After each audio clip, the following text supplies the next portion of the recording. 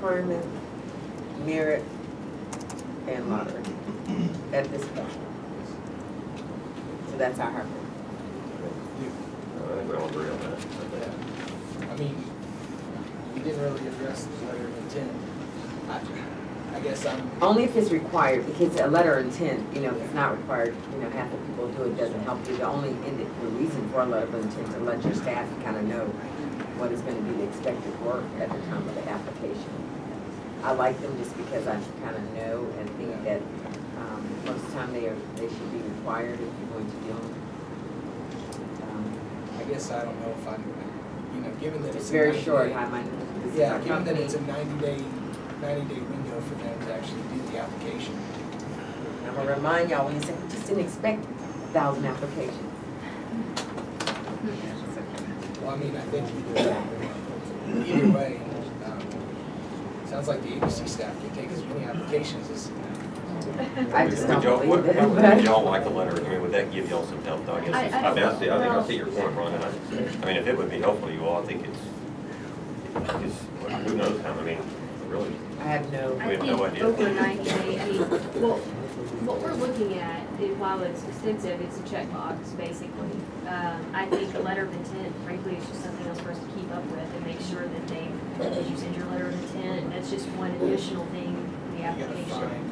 So I think how this is set up right now, the letter of intent wouldn't fit, and I don't necessarily think it's gonna help us much.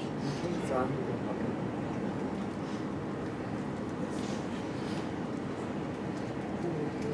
Yeah. Make sure. So you did say he was more good with merit and lottery. You take the top 10. Is that what you're looking at, or is that somebody's discussed? we would probably have to discuss a range. Yeah, I mean, of I think- excellence, a band, Yeah, like I you said, a think, I think band. we've got to come up with a band, because Yeah. I mean, I don't want to take top 10 if 8, 9, and 10 are really low. So I mean, Yeah. I think we ought to say, like I was using the 90th percentile, but you know, I'm open to thoughts on that. We have a score, you know, we usually do it from 1 to 4, 1 being excellent, 4 being the worst, and you fall within a certain range of 1 to 2. You would be considered, or, you know, use a 100-point system, or. Yeah, I mean, It doesn't matter. I think we ought to, eventually, when we get down to the rubric, that's gonna be Yeah. where it matters. We come up and say, all right, the people that will take are in the top. Because I mean, if you only had 5 people who hit the top bracket, then we wouldn't need a lottery necessarily, but I think that's where we ought to have some kind of, they have to hit this score to be put into the lottery. So that pool could expand or contract based on It the number could of be- people that meet that level. It could be of 20 people. Yeah. Because all of a sudden, 20 Yeah. people have really, really good applications, and at that point, that's the purpose of the lottery, saying all these people we really, we really think are good applicants. So if we got 20 people who are meeting that definition, we put them all in the lottery and let them, draw. Because if you had a score of 99 and 100, there's really no real difference Right. in the application if you took the first 10. Yeah. You know, We need a so- range. Do we want to make the drawing just so they've got something to work with? I mean, I'm okay.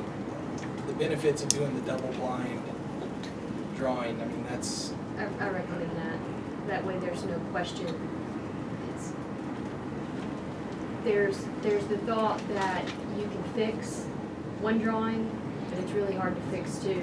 When people draw out of a hat and they get a number and then they go pick in, they have to draw again for their ultimate position.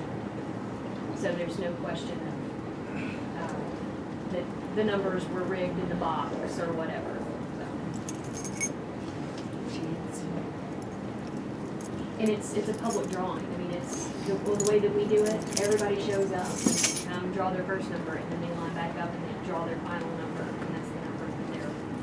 So in this case, however many you've got 10 top applicants, those 10 can draw a number. Then by the order 1 through 10 that they drew out of the box, they come and they draw again, and 1 through 5 they get it. permit.